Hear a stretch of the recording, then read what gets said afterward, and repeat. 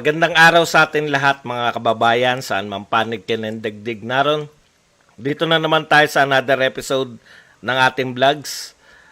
Badong Aratilis po, pag-uusapan natin ngayon, ito po, no, ICC sinuspindi ang pag-iimbestiga sa war on drugs dito sa Pilipinas. Congratulations po sa atin. At medyo panalo po yan, no, para sa Pilipinas. Mamaya po papaliwanag natin yan. Ito naman po, nagtataka po tayo hanggang ngayon. Hanggang kailan, no? Pwedeng manahimik si Bongbong Marcos sa kanyang mga mga tirada sa kanya. Hanggang kailan pwedeng i-ignore ng mga BBM vloggers, pati po mga BBM vloggers ini-ignore po nila yung mga paratang dito. Yan po ang pag-uusapan natin. Hanggang kailan nyo madideflect sa tao na pwede nyong i-ignore yung mga sinasabi, no, ng ating Pangulo. Pangulo na ng Pilipinas yan. Hindi po basta simpleng vlogger po yung nagsasalita. Yan po mga pag-uusapan natin. Pero bago yan, kung bago ka pa lang dito sa ating channel, mag-subscribe ka na dahil ito lang ang tayong channel na may kinikilingan, may pinapanigan. Una sa balita, huli sa impormasyon, kaya ano pang hinihintay nyo? Pindot na. Okay, pag-usapan po natin mga kapatid, no? Unahin na po natin to. Congratulations po sa Pilipinas. Napakagaling po ng ginawa ng ating pamahalaan, no? Alam po ninyo, ito po talaga ikakabilib ninyo sa administrasyong ito. Sa ating Pangulo at sa ating mga nanunungkulan, sa kanya pong buong pamamahala, no? ICC, no? Mga Pilipino rin naman po. Hindi naman po nililihim nila Trillanes yan. Ngayon po, nalaman na natin na sila Trillanes din naman po yung una nagpasimuno na magsampa ng kaso dyan sa ICC na sinundan pa ng kung sino. No? Akala po nila nagbubunyi po. Pero katulad po ng dati, pagtagumpay po ng Pilipinas, hindi po ganong pinapansin to ng mga media, no? Hindi ko alam kung hindi na ako nakakanood ng mga 24 oras at saka TV Patrol Kung ano pa, kung sila ba ay kino-cover pa nila to. Tagumpay po to ng Pilipinas, no? Ibig sabihin, tayo po, yung gobyerno po natin, gumawa po ng paraan. Alam po nila yan, no? Alam po ng mga oposisyon, sa harap po nila. Ipapaalala ko lang po, no? Nawaisan na naman kayo ni Pangulong Duterte lahat. Kung titignan natin, pinaimbestigahan po yan sa DOJ, di ba? Yang war on drugs. Ganyan po kawais si Pangulong Duterte, bagamat sinasabi niya na hindi namin kinikilala yung ICC. Hindi po siya nagtapos sa pagiging matigas ang ulo na hindi namin kayo kinikilala. Ang mga pronouncement ni Pangulong Duterte ganito: hindi namin kayo kinikilala, hindi ako papayag na ako ay hulihin ng mga puti at itry sa ibang bansa. Never. Dito ako. Papayag ako, dito ako itry sa Pilipinas. Tignan po ninyo, no?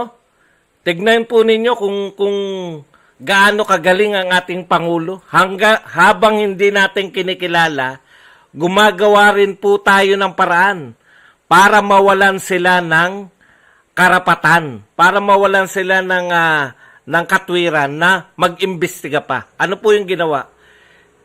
Pinaimbestigahan ni Pangulong Duterte sa DOJ yung sinasabi nilang war on drugs. At may resulta po, no? May resulta. Ito po yung resulta. Inihain po nila, sinabi po nila, sumulat po yung ating yung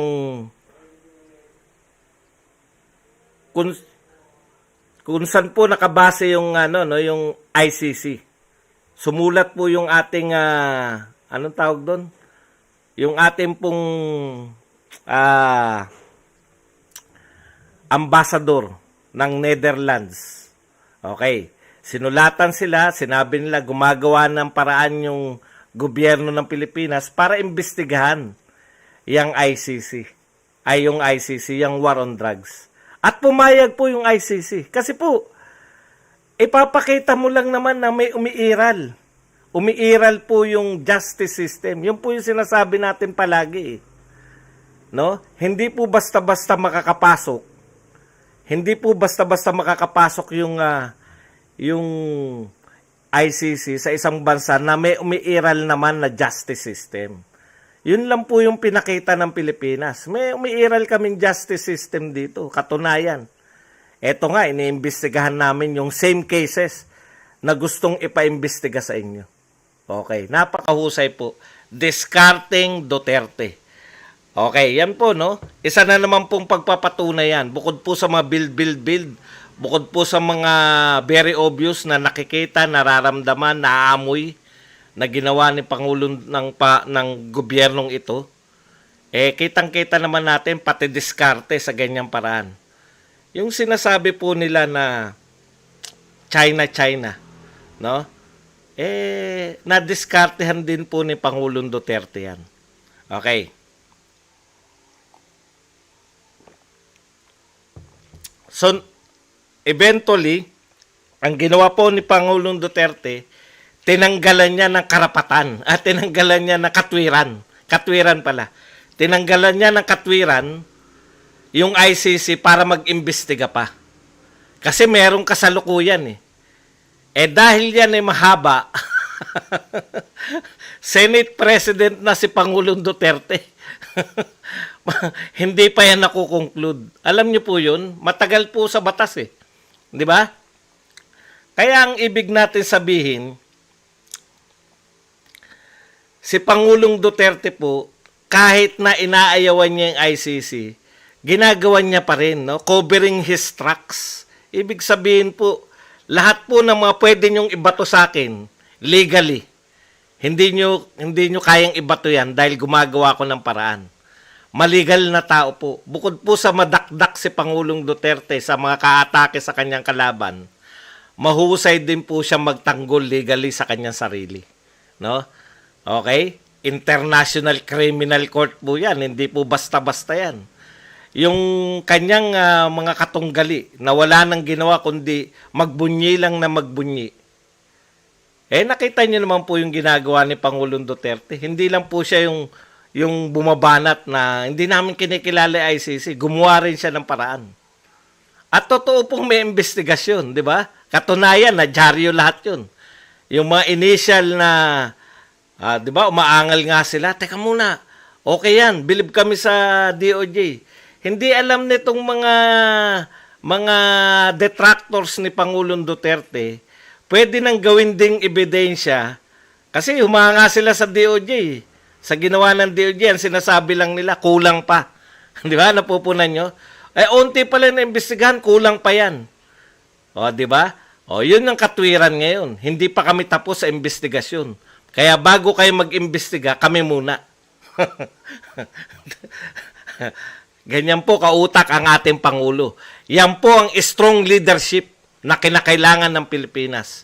Mula po sa isang strong leadership, handa na ba kayo, kayong mga Pilipino, no? Na mag-aanim na taon na tayo sa strong leadership. Nakita nyo kung gaano ka-strong yung leadership ni Pangulong Duterte. Despite na napakatapang ng ating leader, despite na napaka-tindi ng ginagawa ng ating leader, ang dami pa rin pong umaatake. Atake kabi-kabila. Atake po sa, di ba? Despite na napaka-strong na ng leadership, hindi pa rin natatakot itong mga kalaban ni Pangulong Duterte. Paano pa pag-weak ang leader mo? Paano pa pag-weak? Katulad po ngayon. Hindi ko kaya. Dumating ang aking may bahay. Hello, mahal. Kaway ka naman dito sa ating Lika rito. Ito po ang aking may bahay. Na po ako? Dinalaw po ako sa aking kuta. Ayan po. Okay. Sige na. Pahinga ka muna dyan. Okay. Kayo po ba? Handa na po ba kayo? Na ang Pilipinas ay pamumunuan na naman ng mga weaklings. Katulad po ng pinalitan nito ni Pangulong Duterte na si Pinoy. no? Yung talagang kahit yung mga cabinet members niya ay napapaikot siya, no? Ayan po ba ang uri ng leadership? Okay, tignan po natin. Sa kasalukuyan po, Dehin Bokiki, no? Itong mga binibira ni Pangulong Duterte. For the first time, no? Ngayon lang po ako nakarinig ng binibira ni Pangulong Duterte na Dehin Bokiki. Kahit po sabihin natin yung mga dilawan, sila Leni, sila De Lima, sila Trillanes, kahit pa paano po sumasagot niya mga yan pag binira ni sila Kiko, sila Antivirus, kung sino man yung binibira ni Pangulong Duterte sa mga dilawan. Kahit pa paano po, gusto nilang ipagtanggol yung kanilang sarili. Ito po, kakaiba po to, no? Si Bongbong Marcos, no? Dehin Bokiki. Bakit kaya? Hindi po natin alam, no? Sila lang po ang nakakalam. Pero yung mga vloggers, may mga sagot po eh. Yung mga vlogger po na tagasagot niya, lalo na to sa Thinking Pinoy. Ang sinasabi kasi ni Thinking Pinoy, dinaan po tayo sa kwenta-kwenta eh, no? Magaling talaga rin eh. Magaling din naman talaga. Hindi naman natin sinasabi na walang galing tong si Thinking Pinoy. Ang galing din nilang magmanipula ng mga datas, no? Kunwari, pinag-aaralan nila, mahirap tong intindihin, pero gayahin lang po natin din, no? Mahirap po tong intindihin, pero bear with me.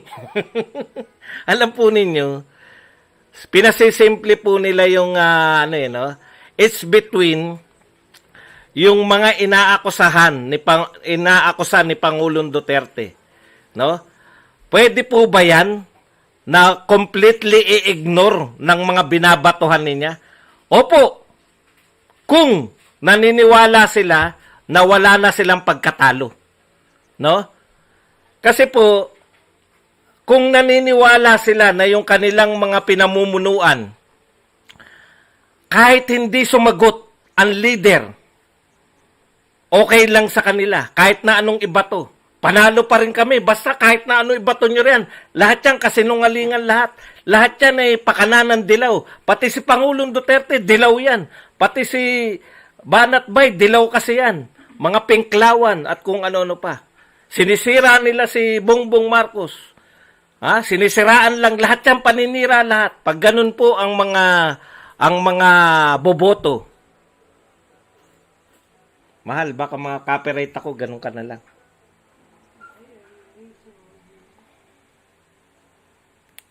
Pag ang lahat ng botante natin, pare-pareho na mag-isip, na wala na kayong magagawa, BBM kami, wala kaming tinatanggap na ibang katwiran. Wala na po tayong magagawa. Pangulo po ng Pilipinas, yung nagsasabi, mananalo daw sila. Very popular kami. Kung yan lang po ang katwiran, ano ang gagawin ng ang dami na pong sinasabi, di ba? Ano ang ginawa for the last 5 years habang hindi nyo na po kasi pwedeng i-claim. Inihiwalay na po ni Pangulong Duterte, yung mga legacy ni Pangulong Duterte, lahat na nagawa niya, hindi nyo na po pwedeng i-claim yan. Dati nakakalusot pa kayo, di ba? Nalulusutan nyo pa na yung Dolomite Beach, yung mga build na yan, yung mga nakita ng mga tao na pinagawa ni Pangulong Duterte, nalulusutan nyo pa, na itutuloy ni Bongbong Marcos yan. Ngayon po, pinapakita po ni Pangulong Duterte, hindi niya kayang ituloy yan. In fact, he is a weak leader. Sinasabi na po, direkta yan ni Pangulong Duterte. Wala siyang bilib. Kung wala siyang bilib, paano niya maitutuloy? Alam po ninyo, ang binaka po ni Pangulong Duterte, ang binabaka ni Pangulong Duterte, sa kanyang mga isinagawa, hindi po pwedeng popular ka lang. Kaya mo yan? Nakita nyo po ba? 5 taong mahigit na nanungkulan si Pangulong Duterte. 5 taon na walang puknat na batikos, walang puknat na atake sa kanya. ICC, yung mga kaso-kaso, sangkatutak po ang binato kay Pangulong Duterte. Pati mga kasinungalingan na yung Manila Bay daw ay sinisira. Sangkatutak po at lahat yan ay sinagot. ni Pangulong Duterte. Hindi po siya nagpatali, hindi po siya tumigil. Dire-diretso lang siya habang sinasagot niya ang mga yan. Kung yung mga tao, ang tanging, kasi nagkukwenta lang si TP, kinuwenta ni TP, napakataas ng boto ni Marcos. Kung mabawasan man niya ng 5%, panalo pa rin. Yun lang ang isasagot ninyo. Sa lahat ng ibabato sa inyo, paano pag kinasuhan kayo sa ICC? Popular kami. Yun lang. Never na narinig natin yan kay Pangulong Duterte. Paano nyo babakahin yung mga oligarko? Popular ako. Sumunod kayo lahat. Si Pangulong Duterte ang pinakapopular na Pangulo. Napapasunod niya ba lahat? Binabraso niya. Kinakailangan niya munang taktikahan. Katulad nitong ICC na to. Di ba? Kinakailangan diskartehan ni Pangulong Duterte para matigilan na siya ng ICC. Ngayon, titigilan na po ang Pilipinas ng ICC. Ibig nyo sabihin, wala yan? Walang ginawa si Pangulong Duterte dyan? Meron. Merong ginawa si Pangulong Duterte. Yan nga, nag-imbestiga yung DOJ. Maaring hindi nila alam na yun yung diskarte ni Pangulong Duterte. Naisahan na naman sila. Yung inaasahan nila na pag hindi na presidente si Pangulong Duterte, mapapakulong through ICC. Naunahan na naman kayo ni Pangulong Duterte. Sa Pilipinas po, napakaraming tuso. Kayong mga dati naming kakampi na nagsabi ngayon na solid BBM kami kahit na anong mangyari. Sa dami ng tuso na bibira sa Pangulo ng Pilipinas, kakayanin ba yan na isang weak leader? Kung yung simpleng yan, hindi na masagot Ayaw na naming bumalik sa Pinoy time. Nananalo dahil sa pangalan ng kanyang ina at ama na Aquino. No? Okay lang po yan. Kahit mahirap pong gisingin ang mga Pilipino, we would expect nothing more.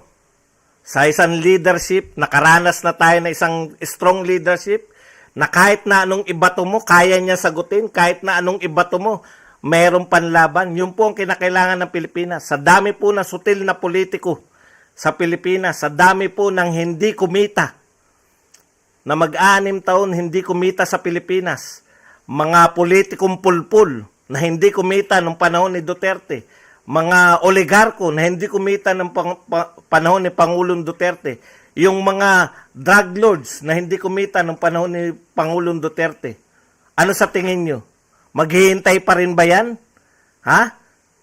Hindi po. Pag nakahanap ng pagkakataon niya mga yan, kaya po tayo bilib kay Pangulong Duterte dahil strong leadership ang binigay sa atin. Kung kayo, maniniwala kayo na dapat ang pumalit kay Pangulong Duterte ay hindi kayang ituloy. Yun na nga sinasabi ni Pangulong Duterte. Hindi ako bilib sa tao na yan. Kung kayo, bilib pa rin kayo. Tapos, pag naghirap ang Pilipinas, pag bumalik tayo sa bagsak tayo katulad nung panahon ni Pinoy na ang gulo-gulo, wala po tayong magagawa. Sabi nga ni Pangulong Duterte, nag-warning na. O kung yan ang gusto nyo, ano magagawa ko? Pinakitaan na tayo ng isang uri ng leadership. Very ano po yun. Importante po yun. Hindi po pwedeng sagutin lang ni TP yan na popular si BBM. Kahit na anong bato ninyo, hindi pa rin mababawasan. Pwede.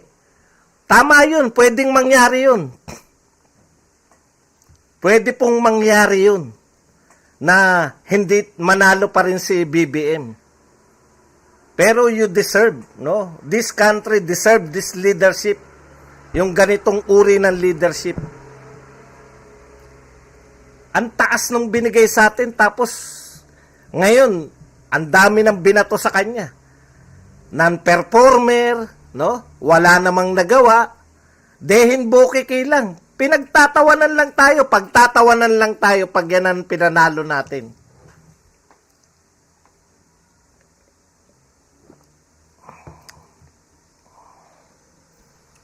Okay, wala tayong magagawa Talagang mga Pilipino gusto natin ng gusto natin ng drama. Gusto natin lagi every 6 years bago. May binili ba kayong pagkain mahal? Okay na. Yun lang ang ikakatwiran ninyo, no? Yung malakas kami kahit na anong bato ninyo. Lahat kayo dilawan. Ganun lang. Dilawan lang kami lahat. Ganun pa rin. Nakita nyo ba kung paano magtrabaho si Pangulong Duterte? ICC, International Criminal Court, ang nagbabadyang mag-imbestiga sa kanya. Napabaliktad niya. No? Ngayon, maaaring hindi yan binabalita. Ako na nagbabalita sa inyo kung hindi nyo pa alam. Umatras na ang ICC, hindi na tayo iimbestigahan. Hindi po yan dahil na-realize lang na ICC. May ginawa ang Pilipinas. Dumidiskarte si Pangulong Duterte sa harap ng yan. Nakita nyo siguro kung paano dumiskarte si Pangulong Duterte sa harap ng China. Dating nakikipagmatigasan tayo. May nagawa ba tayo sa pakikipagmatigasan natin sa China? Nakuhanan tayo ng mga ng mga isla nung panahon ni Pinoy na nakikipagmatigasan tayo kunwari. Pero panahon ni Pangulong Duterte, lantad na lantad yung pakikipagkaibigan natin. Pero never tayo nakuhanan ng kahit na isang isla.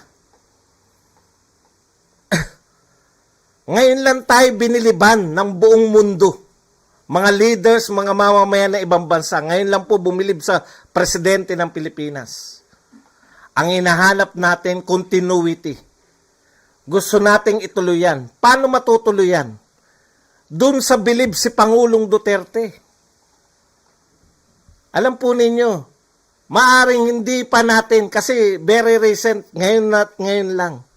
Maggalit pa kay Pangulong Duterte ngayon. Alam niyo ba kung bakit hindi bumibira yung mga matitinong vlogger katulad ni Sas tsaka ni TP kay Pangulong Duterte?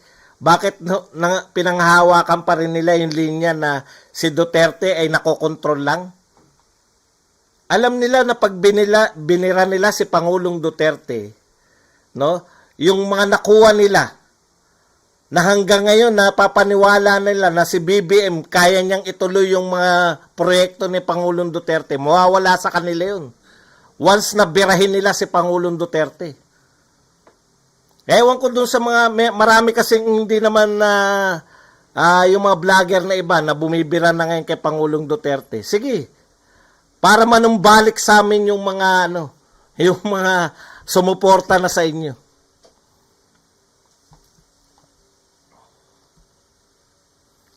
Okay. Nanghihinayang kami, no? Biruin nyo, pati sa business community, lahat ng presidentiables, nagharap sila ng mga gagawin. Ang pinakamatino po, no? Ang pinakamatino pong naghain, ang pinakakongkreto, lahat po sila nangako ron eh. Isa lang po ang presidentiable na hindi nangako sa business community. Si Bongbong Marcos. Wala po siya ron eh. Nakita ko lang dito sa may post ng Facebook. Nagtataka ko bakit hindi niya. Ignoring, no? Parang alam po ninyo, nakita ko na yung style na ganyan eh. Ganyan po yung ginawa ganyan po yung ginawa ni Erap. Si Erap, sa pagkakatanda ko, hindi po lumaban ng mga debate yan eh. Sumandig si Erap sa kanyang popularity. Nanalo si Erap.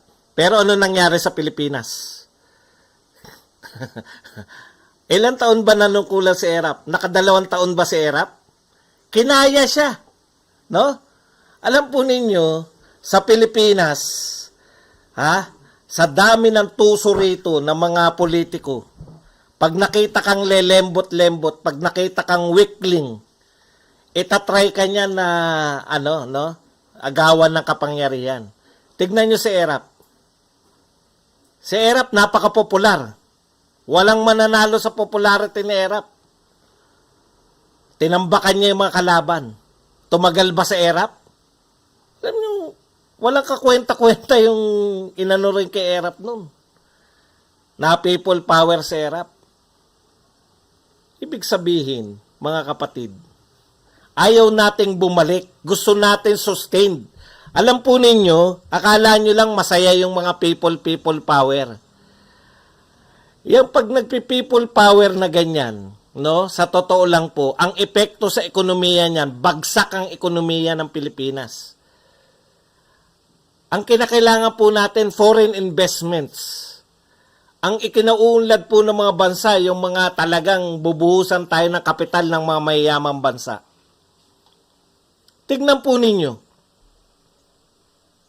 Sinong bansa, sinong matinong bansa ang mag-i-invest sa Pilipinas pag nakikita nila, po, kada konting gulo rito, may people power tong mga to. Walang instability. Yan po yung gusto sana natin.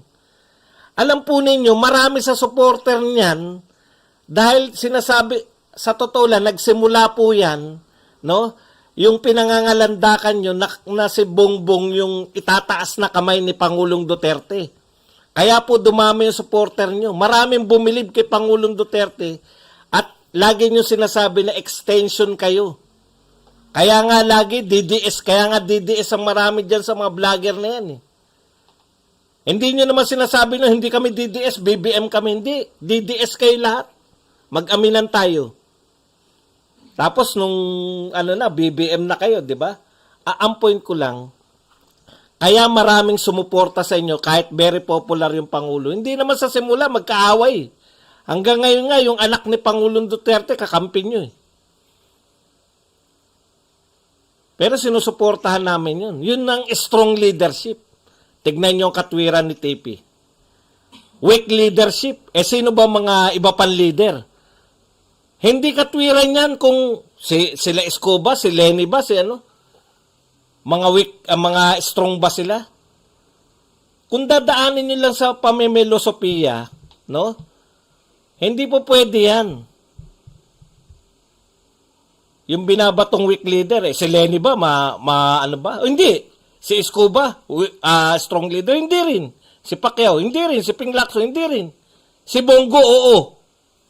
Oh, kita nyo? Ano yan eh? Tapos na po yung tokis-tokis. Kinakailangan sumagot yung leader ninyo. Di ba?